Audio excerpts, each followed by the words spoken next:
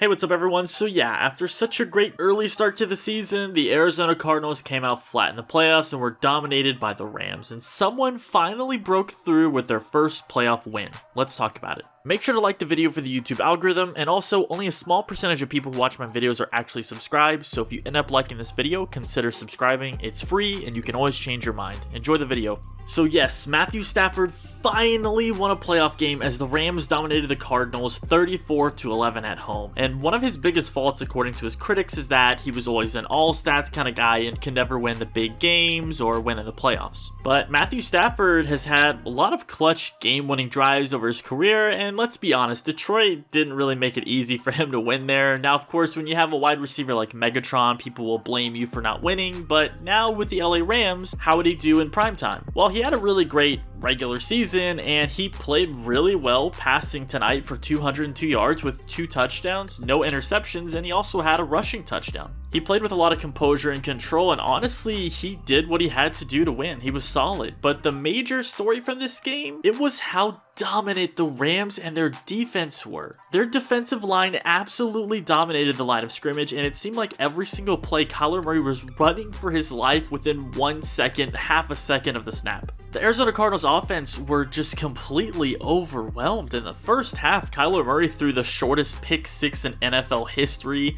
I mean, I really like the Cardinals players and I enjoyed their offense this season, but they just looked completely lost out there and really out of sync. It was just so hard to watch, and, you know, they honestly didn't look like a playoff team tonight to me. I mean, yes, the Rams defense has incredible talent, and they played fantastic most of the year, but the way the Cardinals offensive line played tonight was just atrocious. They were not able to make any adjustments and slow down the Rams defensive line at all, and it made it even worse with the fact that they couldn't run the ball at all. And the worst thing, as we know in football, especially tonight, it was very evident what happened to them is they fell down big early and quickly. And with the Rams running the ball so well, the first half seemed to go by so quickly, and before you knew it, it was 21-0 at halftime. And for the Arizona Cardinals, you can't win in the playoffs when your offense starts the game with 4 straight 3-and-outs, just absolutely no momentum. Odell Beckham Jr., as I'm sure Skip Bayless is not happy about, showed up and caught 4 receptions for 54 yards and threw a pass for a huge gain, and of course he caught 1 touchdown. The Rams offense as a whole just played really solid and smart football.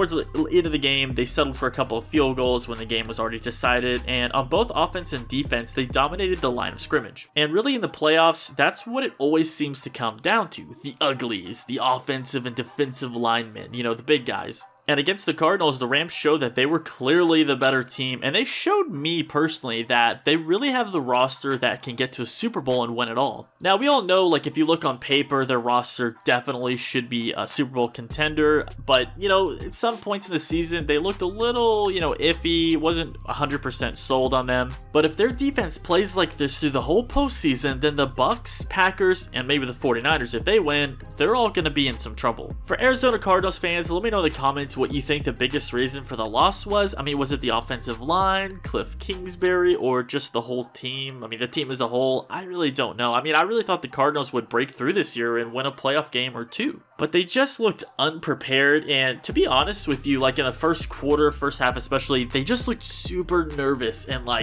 they just were completely rattled. And I really like Kyler Murray, but he looked really nervous to me, and I can't put 100% blame on him because the offensive line was not blocking at all, but still he really struggled, and the entire offense was a disaster in that first half. But, props on a good year for the Cardinals. They had a really good regular season, especially the first half. But, man, this is a terrible way for it to end. And I'm not really sure how much more they can improve with their roster. I mean, they have a really good roster. They have a good team. It just didn't work out, and they played bad down the stretch. They really should have performed better in this game. I mean, I thought this was going to be one of the best, most competitive game of the playoffs, especially in the wild card round, but yeah, it wasn't even close. And just a really quick side note for Cardinals player Budda Baker, he took that brutal hit in the game and he was stretched off the field. Prayers go out to him. I really hope he recovers and that he's okay.